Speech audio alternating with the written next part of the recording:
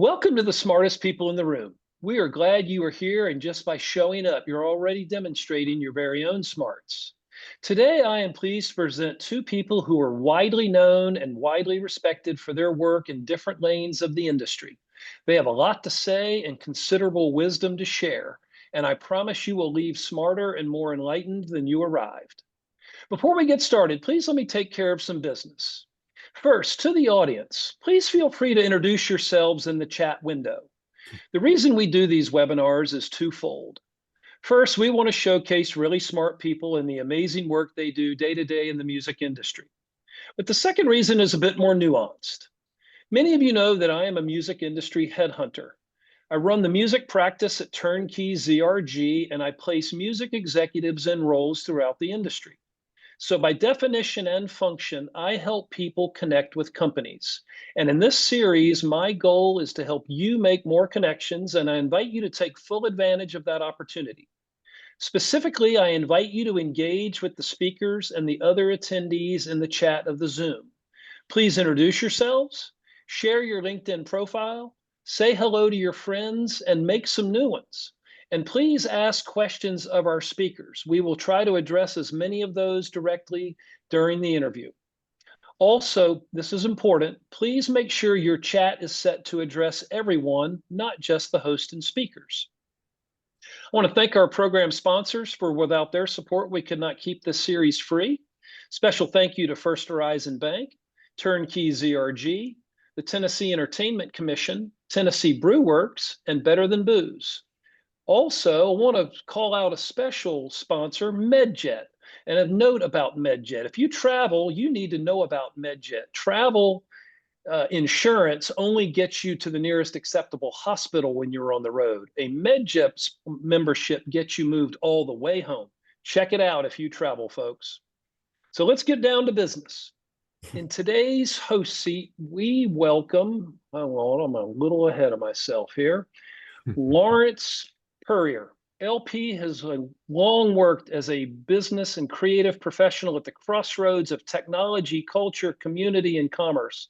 He's recognized as a direct-to-consumer pioneer in the music business. Throughout his career, LP has worked with and on behalf of a multitude of artists and brands to help them grow and shape relationships with their fans and develop innovative products and offerings. This work has included producing and executive producing hundreds of websites, online and live events, marketing campaigns, TV, film, video projects, as well as Grammy-nominated and Clio-winning product releases, even a pair of experiential pop-up retail locations for a global music icon. He's held executive positions at Warner Music, Amazon, Ultrastar Entertainment, the Internet 1.0 artist website company co-founded by David Bowie and purchased by Live Nation. Always working behind the scenes to connect business and individuals. He advises, coaches, and consultants multiple industry startups, executives, artists, nonprofits, and trade groups. And since February 2020, hosts the award-winning arts and culture podcast Spotlight On. LP, it is such an honor to have you here. As you know, you've been one of my industry heroes for many years. So I'm so glad to have you. Welcome, my friend. Thank you so much. Thank you so much. And I hope that before you get to Jeremy, everybody who didn't get to hear us talking in the green room before the show started, that I want to acknowledge you as not only the supporter to all of us in the industry, and you've helped so many people, but you're a real music person, and anybody who spent time talking with you would know that. Wow, thank you. That is high praise from someone like yourself. So I'm blessed. Thank you. Back to Jeremy. Today, I am excited to introduce Jeremy Sirota. He is CEO of Merlin, the Independent's digital music licensing partner. Merlin is, hang on, gosh, I'm having all sorts of technical problems here today.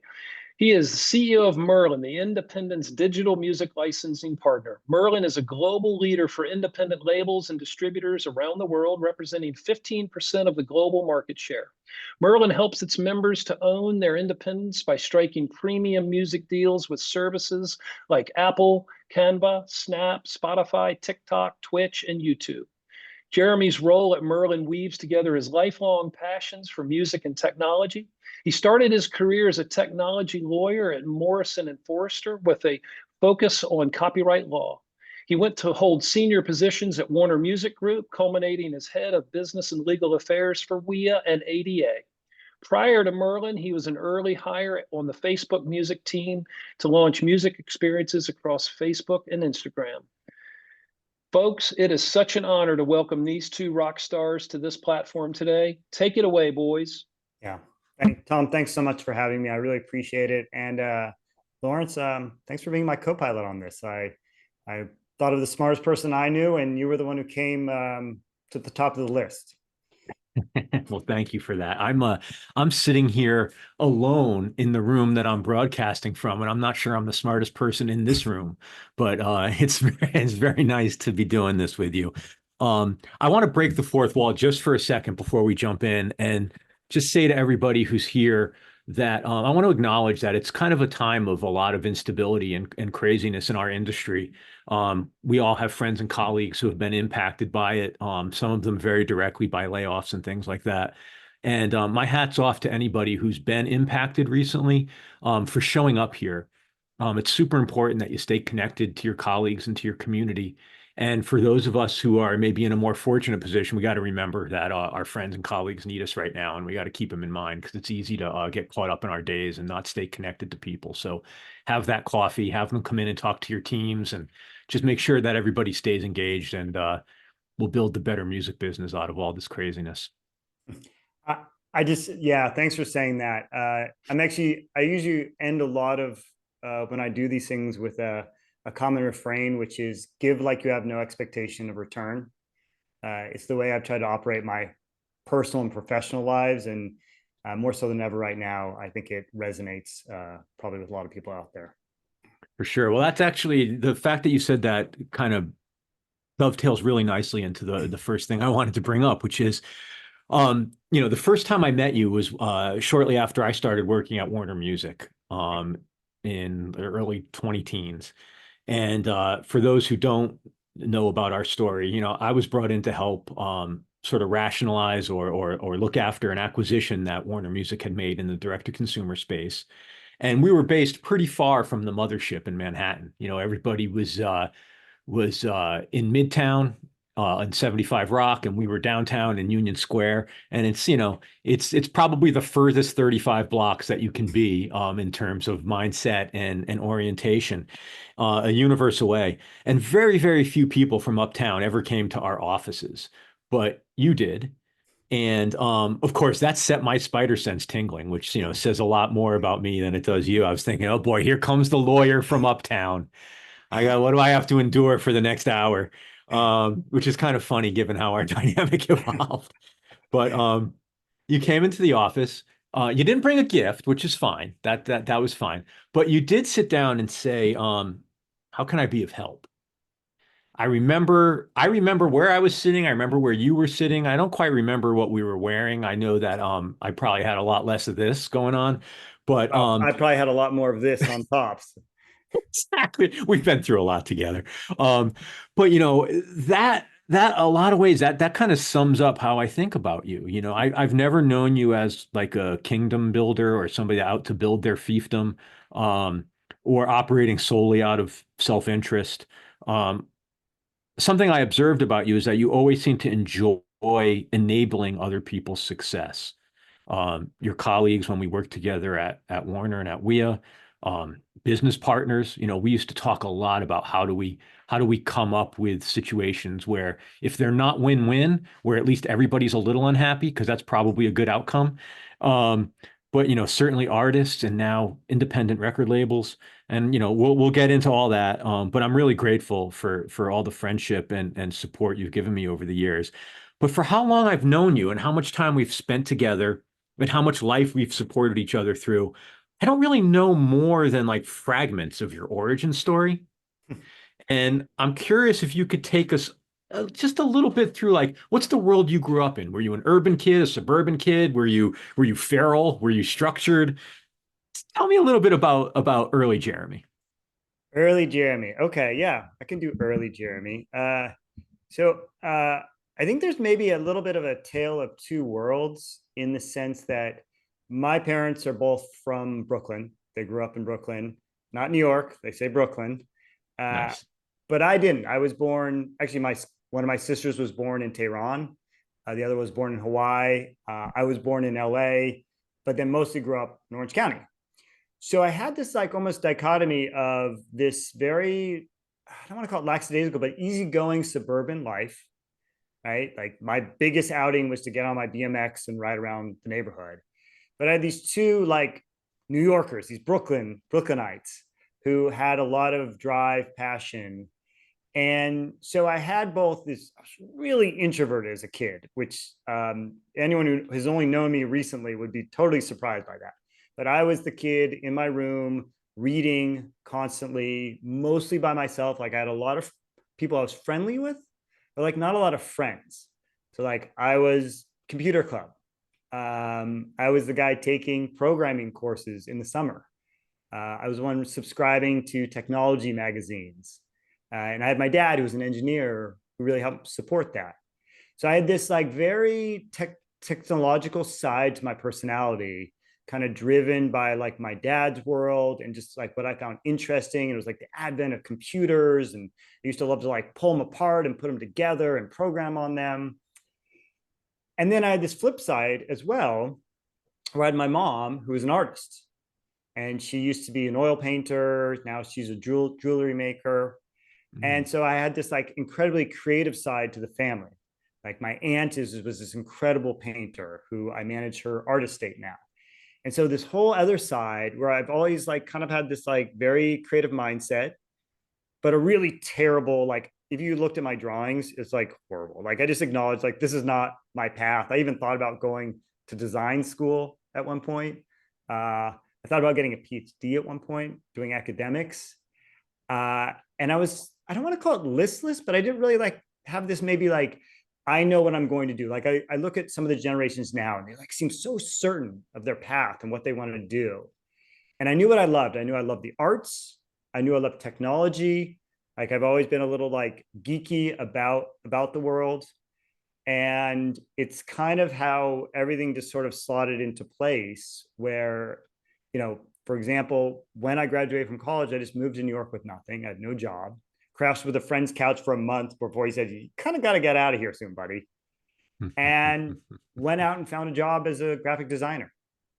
And then started doing a fashion blog, and then started doing a fashion line, and then did a fashion line with friends. And all of that was just because I just found it interesting. Like we would code the website ourselves in the early days. So there was just, if I had to sum it up, it was just like exploring everything that bridged between arts and technology. And then at some point it just clicked where I was like, I want to do something. I want to have impact. And I don't know quite when that took off. It was somewhere in my 20s where it finally struck me. And that sort of set me on the course to where I am today. How did the decision to pursue law fit into all of what you just said? Yeah, the when I went to law school, I had a number of friends who were lawyers. And do you know what their number one piece of advice was? Don't go to law Don't school? go to law school.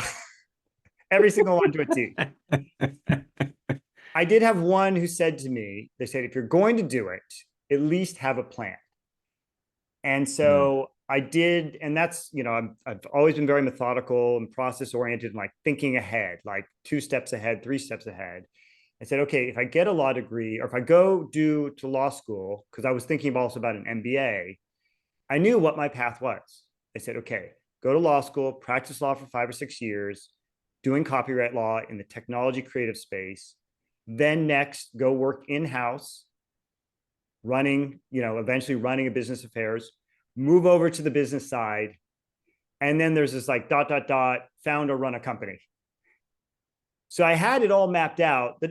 was kind of an important point of like, how do you get from move to a business side to where I am today? But I think you can attest to this, and I'd be curious how you answer this one. This all just came from, I find people really interesting. I've always had a really curious mindset. And so that goes to, you said like liking to help people. It's like, yeah, I like to solve problems. And then when you can solve problems for people, like that's like the ultimate for me. Like solve problems, number one, solve problems for people, that's it. And so that just meant I love talking to people, like doing this. I was like so happy when Tom asked me. I was like, oh my gosh, like super humbled that he'd ask. And then I was like, oh, this is gonna be really fun. Like this Yeah. is the highlight. Like this is like the highlight of my week, if not my month, to do this. And that's where that came about. It's just each turn of my career came from someone I had met in my career, where I just maintained a relationship, always offered up to help, was always there if they needed me. And I think you would answer that's a similar way. Like you've done something similar in your career as well. Yeah, I think I had a little less sense of what a potential path or plan might look like. I always kind of followed my interests, and my interests were very similar to you early on. Like I loved living at that intersection of technology, and for me, it was always music. It's only been in the last decade or so that it's been the arts more broadly. But maybe a little longer. But for me, music was a driving force since I was very, very young.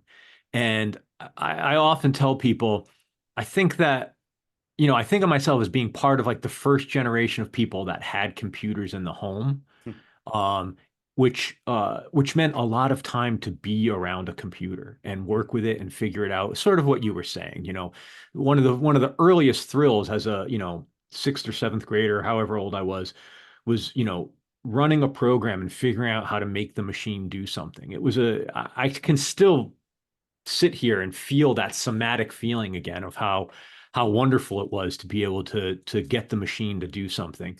And so that and music were always there for me. And so now I look back 30 years into it, and I've been able to bridge those two gaps, Yeah. or ride that fence. And and quite honestly, oftentimes it happens in such a way that I have to lean more towards one orientation or the other. Mm. Sometimes I have a job that feels like I'm never around art and artists, even though I'm working in a, in an artistic context. And other times, I couldn't be further away from the nuts and bolts, and I'm in the middle of a creative project, and I love that. It's a very selfish, spoiled feeling, um, indulgent, all those things, but it's the only sort of Yeah. path that I that I know. I'm curious about you haven't used the word music yet. So Hmm. where did music come into your life? Did you like music as a kid? Did you grow up with it? Sort of talk about that a little. Yeah. I treat music almost like oxygen. It's ever present. So if I don't mention it, it's almost like I don't take it for granted. It's just like this, it surrounds me all the time. So I was the kid with the Walkman on his jeans. Like I was listening to music.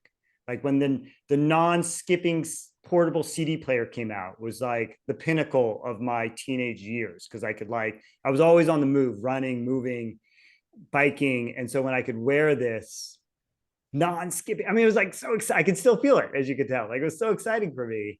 And that's just been always there. Like I've always, like if I'm not on the phone, if I'm not doing this, if I'm just reading, like I always have music on 24/7. I like to fall asleep to music.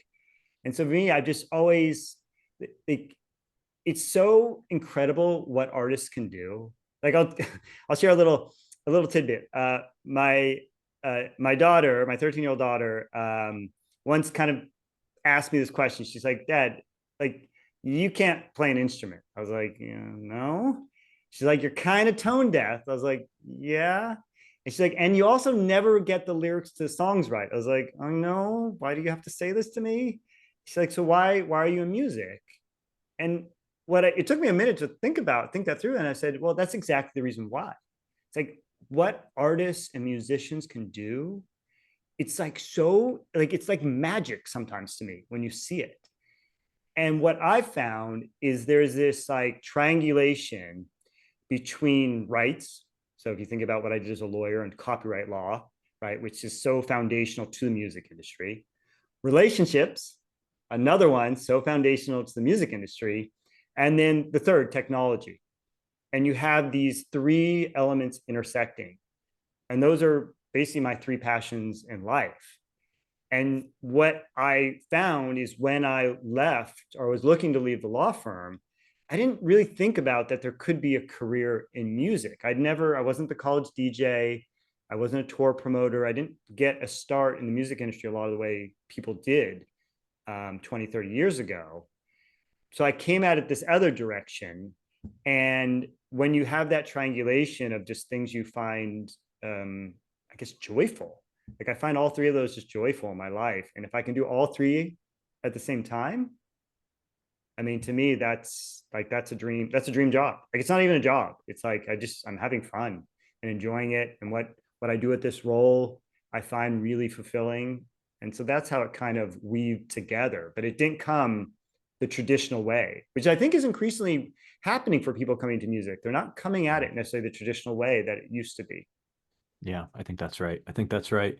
There's a lot I want to unpack with you, and so I think I want to deviate from doing like just a straight walk through the bio and Sure. the career course, because I think we could chew the hour just talking about your journey. So maybe we'll bounce in and out of it. But you mentioned what you're doing now, and so you're the CEO of Merlin, and I've heard Merlin described all different kinds of ways. One of the sort of stereotype or cliches I keep hearing is like Merlin's the equivalent of the fourth major, and I think that alludes to the combined market share of all the members. But you guys don't talk about yourself that way in your presentation, your media, and things like that. How do you describe Merlin when somebody asks you? Yeah, it's thanks. By the way, I like all this because sometimes when you do interviews, you get prepped with like a little bit of what the questions are going to be. And so I appreciate that I was not prepped by you for this. So it's kind of fun. I don't know which direction you're going to go on me. So, you heard Tom say at the beginning, like we're the independent digital music licensing partner. And the way I think about it, because what I have found over 5 years now, working with press teams and branding teams and our internal teams, our members, is there shockingly is not a great way to synthesize what Merlin does. The best way I found about getting it, and it doesn't tell you what we do, but why we do it. What we do, or why we do it, is to help our members own their independence better. Hmm. So competing in the marketplace has never been more challenging, right? The challenges, like digital was a big disruption. I always say the first 20 years of digital was just the warm up to the next 20. Like if you thought that was thrashy and challenging, like what's coming next is going to be even more so. Yeah, we're seeing the birth of that right now. Yes, exactly. And it's going to happen in unexpected ways. And so the way I think about Merlin is how do we help our members, at its core, achieve access, transparency into relationships with digital partners out there, right? That's at its core. And then I think about what are all the other things we can do to support them in this journey to own their independence, to deliver more for their artists, for their music, to ensure that, marketing is not just relegated to the biggest rights holders in the world, right? That we can educate them, we can do things we have initiatives to drive next waves of monetization. We have a data warehouse sitting on the biggest repository of data outside the majors that we can leverage to their benefit. So what can we do to help drive what they do, which is magical, helping support artists deliver incredible quality music, this artistry and creativity. And so that is such a long-winded way of describing Merlin, because I could tell you what we do, but it's why we do it that matters more to me, right? We operate like a not-for-profit. We have no investors looking for an exit. It's this very, it's because it's a unicorn, it makes it special, but then it's a unicorn. So it's like hard to describe a unicorn. And Yeah, so yeah. I end up with this a little bit of this like, word salad trying to get there. But if you just treat us as the most passionate people about ensuring independence can succeed better, that's Merlin to me. That's fair. All right. We'll leave that point at that then. And yeah, in a lot of the commentary, especially this year, that's been focused on what's going on for the majors or what's going on for music and artists more broadly. There's this running theme that it's such a great time for indies. And you know, I want to subscribe to that belief, but I have no firsthand ability to vet that statement. And I wonder, in what ways is that true, and in what ways is that untrue? Yeah. Let's start with truth first. Uh, I'd be curious how you react to this. So truth would be, as you pull down gatekeepers, right? Traditional gatekeepers to access to the marketplace. I mean, that was part of the core invention of Merlin, was to ensure that that we served as a bridge, not a gatekeeper, right? Access Hmm. and opportunity. What you see is that independents perform better.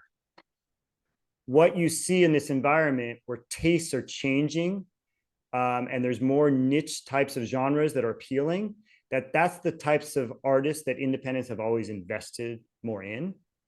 They're nimbler, right? They don't have to go through multiple layers of bureaucracy to make decisions. Sometimes there's just a sole person. So they're not the proverbial, battleship in the bathtub. They can just make a decision and go. Um, and they have to make better decisions because they typically, not always, but typically have less capital, Hmm. sometimes less catalog. So they have to rely more and more on new releases. And so that means you just have to be much, much sharper about your decision making, which means you have to be cleverer about how you approach the marketplace. So I see all those as advantages, all of which Merlin tries to support. The disadvantages are exactly that. They have less capital to rely on. The cost to operate is increasing. So whether that's requirements from the marketplace, requirements from the digital partners who might all have different demands, become more to support. So those, and then you have this other issue, which is the industry compared to at least 10 years ago has never been more cash flush, but never been more release challenged. And for independents who rely, not always, but typically more on new releases, that creates a additional burden on them that they can't just fall back on a deeper catalog to rely on as this like steady income stream. But once again, I would say independents are much better at navigating technology. I've worked at majors. I've seen how the majors operate, and I've seen how independents, and they'd be shocked to know how well they're actually doing it comparatively. Yeah. Yeah, that doesn't surprise me to hear. Even or maybe because of a resource constrained environment, you learn how to use the tools that you have access to a lot better. Yeah. Um, Something that is sort of a theme in our time together over the years is how you've thought about, and especially how you've treated partners. We were kind of a little bit joking earlier about, the win-win or the everybody slightly unhappy scenario. And it's very true. It's very, very true. That the lopsided outcome isn't one that's really going to stand the test of time. Yep. But I'm curious about where you sit as the sort of digital partner for indies. Mm. I'm assuming the partners on the other side are largely the DSPs, maybe social platforms that use music, et cetera. Um, how do they? I think the piece I'm struggling to tie together for myself and the audience is how do those partners drive costs for the indies? Mm. Yeah, the way that, first of all, I would start off and say every partnership is slightly different, right? There are partners out there where DNA, or music is part of their DNA.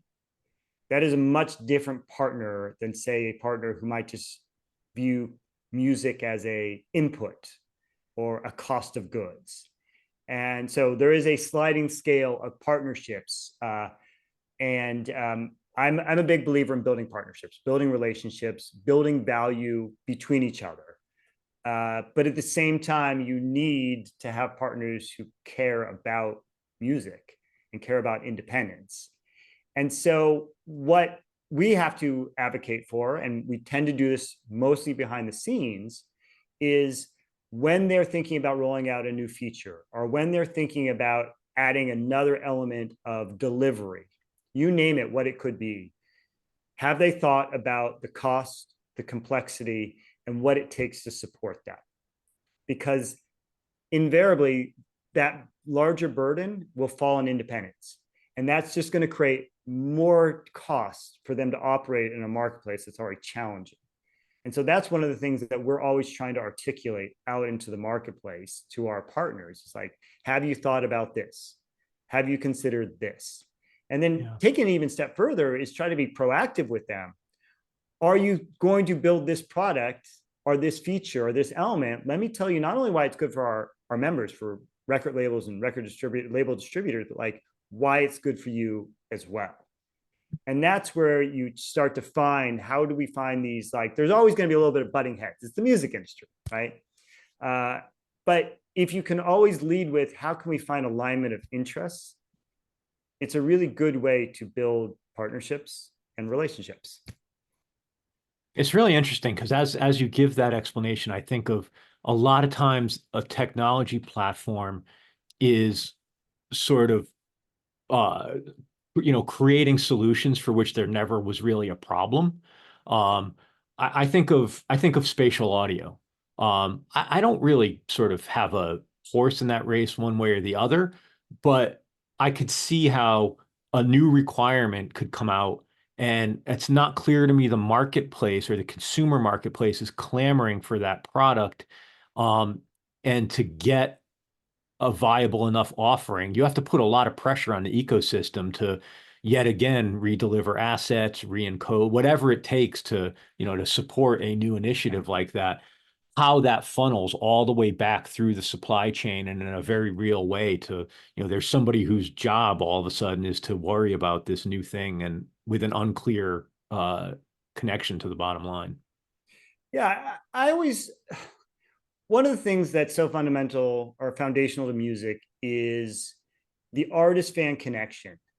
And there is that ability to connect in a way, it's both you're like further away from it than ever before, because there's like these, if it's happening in this virtual world as opposed to what happens when you're at a live concert.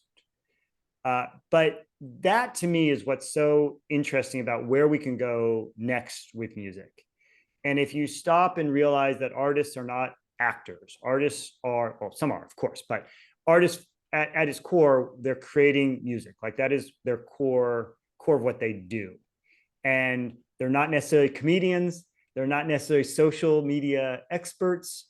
Yeah. So there's this world where we can see how we can continue to build this layer of building that connectivity, right? You can never replicate the live experience. Like, I'm kind of an analog guy living this digital age. I love it. I find it fascinating.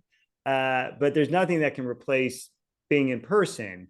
So you're always trying to create something that needs to map to how an artist thinks and operates. In the same way, what you're referencing, what we're talking about is how do you think about the rights holders and those who are supporting this ecosystem of music and what they have to do. I mean, you've done this your whole career. I mean, this is when we first met and you were running the artists. You've been like, all you've done is artist to fan. Like, whether it's like, you've been working with what, David Bowie for 20 years now, and now the estate, and like you put out his last film. And I mean, I don't know, how do you think about this? I think to me, it ties a lot into that question of like, when people talk about whether or not you need a label, that's like that discussion exhausts me. Because we've asked artists to be so much and to be so many things now. To your point, we can rattle off the list. Like they have to be social media experts. They have to be brand mavens. They have to understand so many things. And when I see artists, and some artists embrace it really well. But when I see artists talking about having to be like the CEO of their business, my heart breaks a little because I just don't know that that's what we want our artists to be. Listen, to zoom out a little more, I think that, art and artists are fundamental to a free society. Mm-hmm. And to the extent that they're thinking about things other than the creative process, and to the extent that they're doing things other than living life to fuel their creative process, I think it detracts from all of us a little bit. Yeah. And so I want artists to spend their time either creating or getting the inputs from life that allow them to create. All the other stuff, all the other stuff is like that's a label, and it doesn't. You can call it something else. You can call it a full service management group. You can call it a marketing agency. Um, Whatever you want to call it, it's the functions of a label are things I want someone else other than the artist to be doing. Yeah, and I I've had this conversation. I think we've even had this conversation over the years, and I absolutely agree with that. That you want that artist focused on their craft work, what they do best, and you have the rare artists who can do more than that. You know, for example, we have many artists who founded labels who are Merlin members, and so you have these multidisciplinary artists, and it's quite incredible, in fact. But that's not the law of averages does not say that's going to happen. And so the more you take away from that, the more you take away from culture. And to me, like, you know, I've had this unique opportunity. I didn't expect, you know, to be the executor on my aunt's estate. I'm now putting out a book of her artwork. It's like, to me, it's just, like, I'm not selling it. It's just something to give to friends and to others. Like, it's not this for-profit motive, but like, I feel so like, just like, I feel so great about creating this product around culture that I can help support and put out there. And that's just me at the bare minimum. And I think about then what artists do in creating the music and the experiences they do. And I feel like I just have a small inkling of what that feels like, and that their focus on that's quite important to maintain. What so in the inner 15 or 20 years that you've been thinking about this intersection of rights, art, technology, you know, the things that you articulated early on, what are some of the big issues that you don't think are getting talked about enough, or that um Hmm. you know, in independent music or in the industry more broadly, or at this intersection of culture and tech, you know, I don't mean to constrain what you answer, but I'm wondering if there's something that you'd like to see part of the dialogue more. Oh, that's a big question. I was about to say, oh, do you have a good answer for that one? I'd be curious. I mean, my answer is really Yeah. the discussion we were having before. Like, I don't like that it's taken as a given that artists have to be all these things. And I don't say that because I want to put an artist in a box and say, hey, don't worry about the business. You know, anything that it gets the artist to engage with the world is amazing to me. I just don't like the pretense that that's where the artist has to be. Yeah, thanks. That agree with that, and that gave me the little bit of time to get my brain thinking. The one I would answer is, of course, one of the things we have to do is continue to build how much money's coming into the industry. Yeah. Right? There is a reliance, you know, in terms of when you look at recorded music revenue, which, you know, what we mostly focus on, recorded music. Yeah, there's the very large reliance on 4 very large digital platforms out there. Great partners, great for the industry.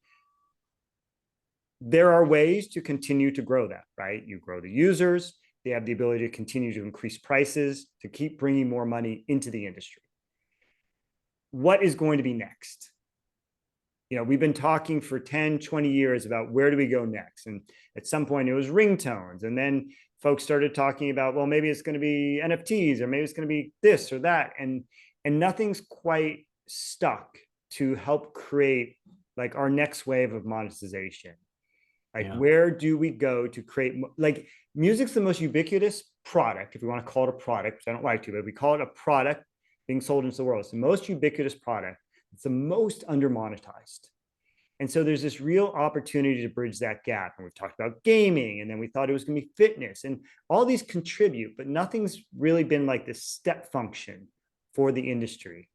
And that's one of the areas that we think about a lot. We have a new initiative out there called Connect, trying to find that next startup, that next platform that hasn't realized that music is more than an input or a binary, right? Music is cultural cachet.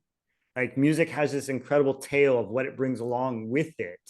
And if you can help digital platforms, many of whom are founded by engineers, you know, people who think about the world differently, you can help them to understand that then I think we can do something good for the industry. And that's something I would hope everyone would be focused on. Like, how do we bring something next for the entire industry?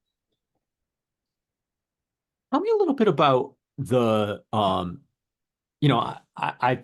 lucky in that I've met your family. I know your wife. I knew your daughter when she was much younger. I haven't seen her in years. But relationship is something you keep coming back to, and that we've talked a lot about over the years.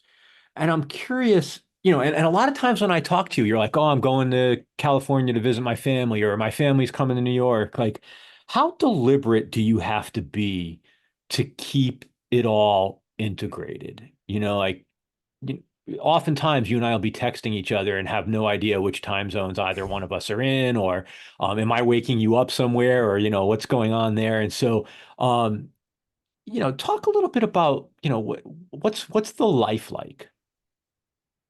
Yeah, it's the the first answer is it's challenging. It's hard to find balance. And one of the reasons why is, especially in this role, like I'm very dedicated to my family.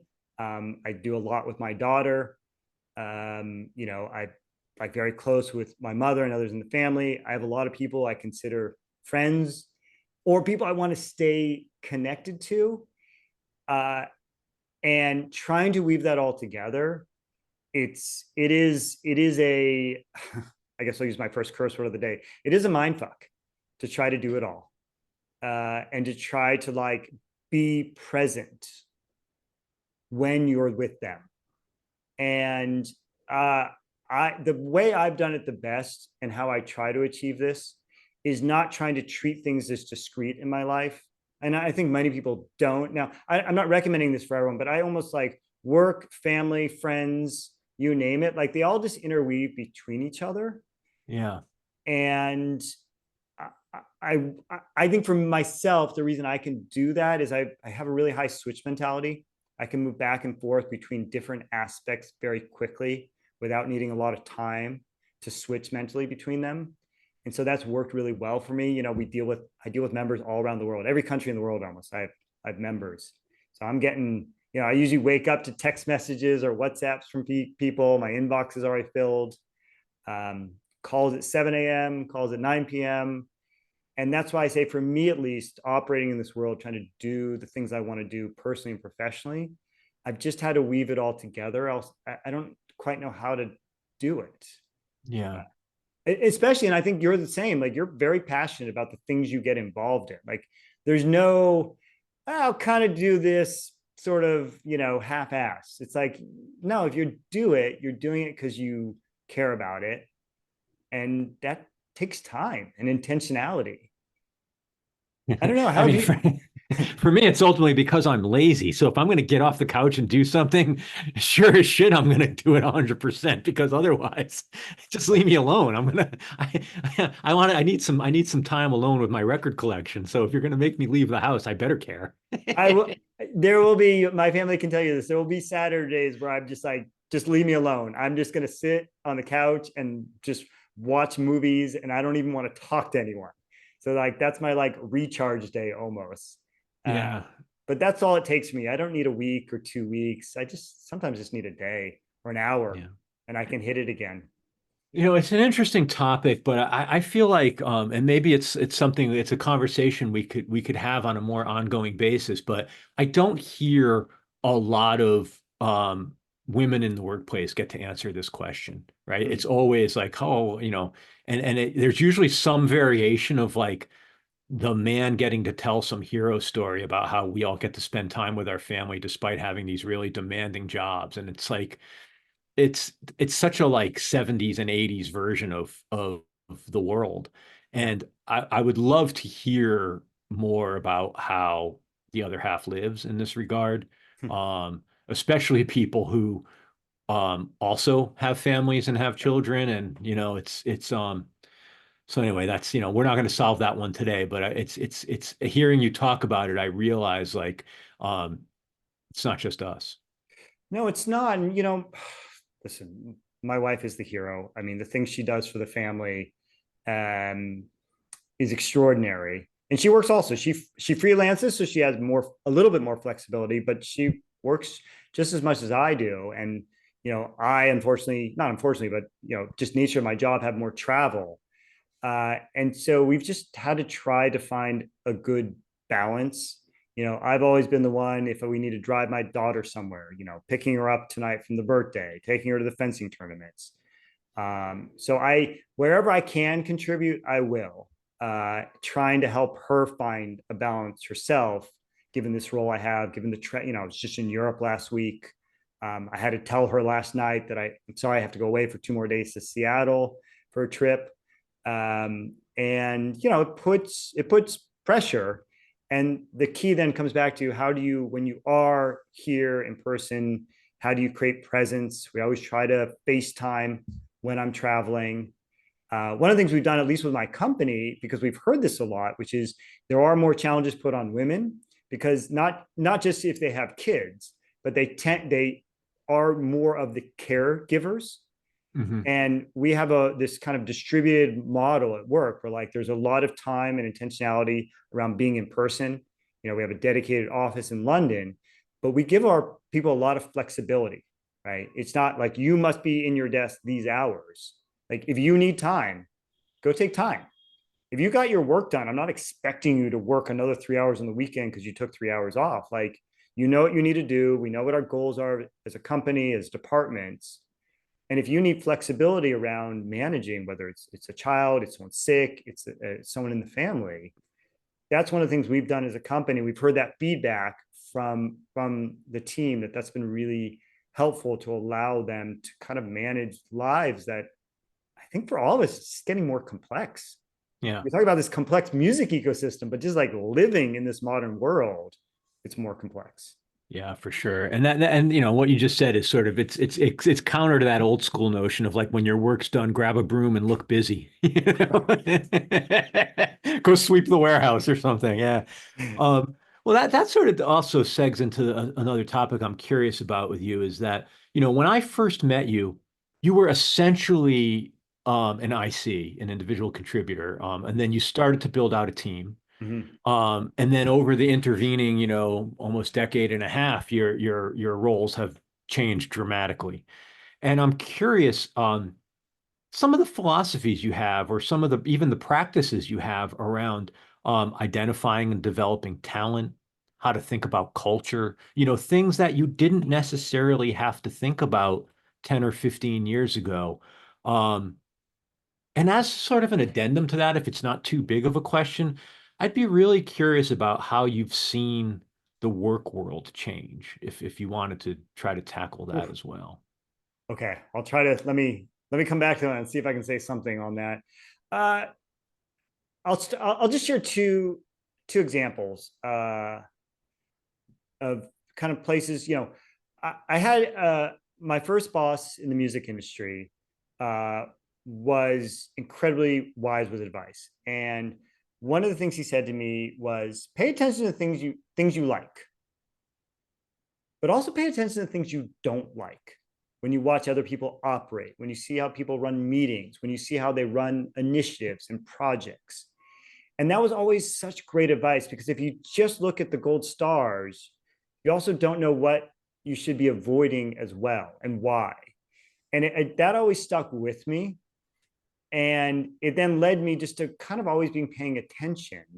When I saw team structures or the way people operated, I was like, why are they doing that? It's like that classic, like, you go up to Bob or Jane, you ask, well, why do you do it this way?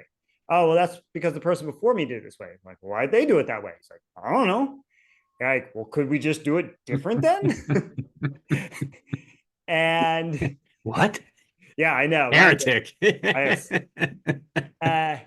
And so that was, the gentleman, John Esposito, used to run WIA when I first showed up at Warner Music.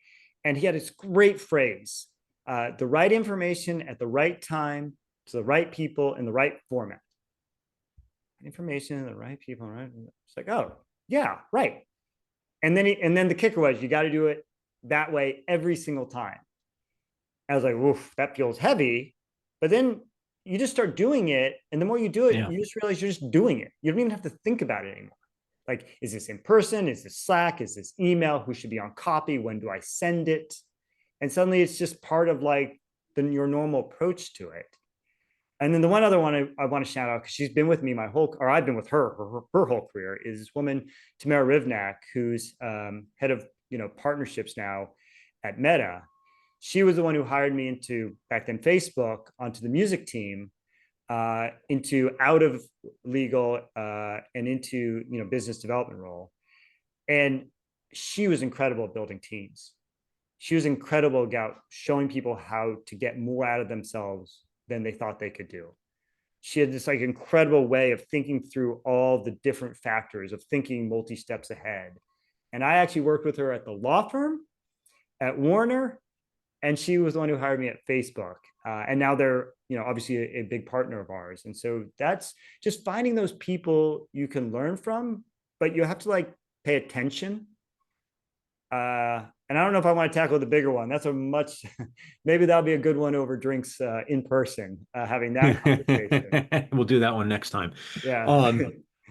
I think we're going to get to the point pretty soon where we may want to open the floor up to questions, assuming anybody has any. But something I'm really curious about. I have a couple of things I want to ask you about. Hopefully, we'll have time. But I wonder, have you seen a change, or what change have you seen in terms of the intersection of sort of media and music and technology? Like, what dynamics have changed, or is it just the same story wrapped in a different cover? Like, if you were able to take the Jeremy doing the work you were doing in 2012 Yeah. and time shift him to today, what would he be surprised by? Yeah. Oh, that's a good one. The one, yeah, the element I would say, and that's why I say there's these three tent poles to music now around its rights, its relationships, and it's also technology. And technology, I mean a lot by that. I don't just mean literally like, what platform do you use? What is your email client? I also just mean there is this need to be more and more process oriented, to have an operational rigor around how you operate, and this mindset around not how am I building a team to tackle what's happening today, which is how it used to be. Like, we have a problem in front of us. What do we need to do about it? But it's about how am I building a team to be adaptable to whatever's coming next, because we can't anticipate that. And that would be probably the biggest shift, is just how much faster everything's accelerated. There's a great book called Faster by I think his name's Daniel Glick. I read many years ago, just literally talking about, if you can look at history, how much everything's accelerating, and it's almost become exponential when you do it in the arc of human history. And that's like, we don't adapt that fast, and so we have to almost find tricks around how to do that. Yeah, that's another bigger conversation for the next hour, but it's very true. And it's one of the scarier things that we're dealing with as a species, is the rate of change we've unleashed on ourselves and our inability to even ask the questions about what the repercussions might be.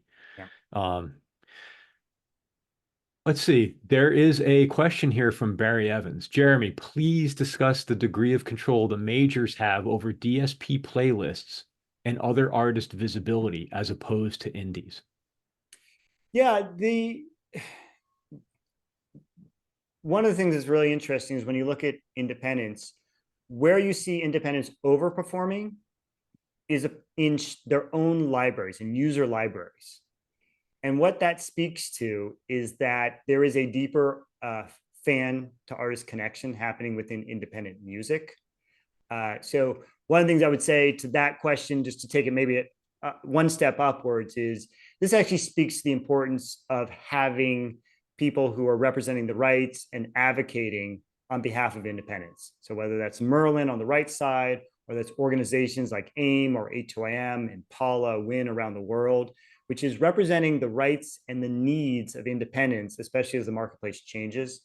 And that's really critical to ensuring that independents can compete at the same level, right? Same access, same opportunities. How? Solve it, God damn Yeah, it. I'll work on that on the next hour. I think it goes into the conversation about access to money and resources, but we'll keep payola out of this. That'll be hour three.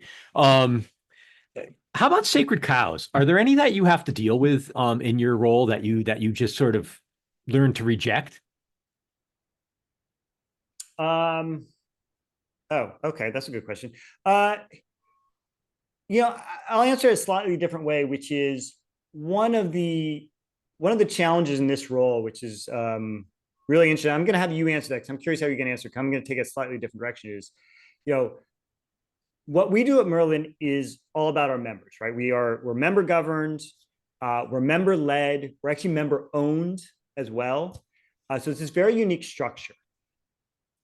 To achieve what our members want, though, we have to build this brand and promote this concept of Merlin. But everything we do is about our members and about their labels, their artists, and their music. And so that's always been like an interesting tension for me because I've always worked at organizations that were brand first. Whether it was the law firm, whether it was Warner Music, whether it was Facebook. And so this is the first time I've worked in an organization trying to balance those two against each other. And there's no right or wrong to how you do it. It's a balancing act. I don't know. Mm. What would your sacred cow be? Uh, as I get older, I get more radical in my thinking, and I'm really against the notion that everything has to be about scale. Hmm. I understand the arguments for scale in a lot of parts of our business, but again, I think it's another topic where we don't think through or talk through as a community what the repercussions of that means. And you get things like consolidation and vertical integration, things that ultimately aren't good for the fan, the consumer, or the art creator. Yeah. It empowers rent seeking, and a lot of middlemen. And so I don't know how to challenge that notion except to try to remain independent. Right. But it bothers me a lot, and I see it as one of the core rots at the core of business in general right now. Yeah. Um, there are a bunch of questions in here. I thought one that's interesting, and I'll try to get to as many as I can in the next couple of minutes. Do DSPs have allocated slots in their playlists for each major and independents? My understanding is that there's not a formal allocation that way. Maybe somebody thinks about it informally as a matter of taste and style, but I wonder if you have any insight on that. Yeah, I would come at it a slightly different way, which is one of the ways that we need to help educate the marketplace is that if we take just like let's just take A&R. A&R needs to and should stand for artists and repertoire, not algorithms and ratings.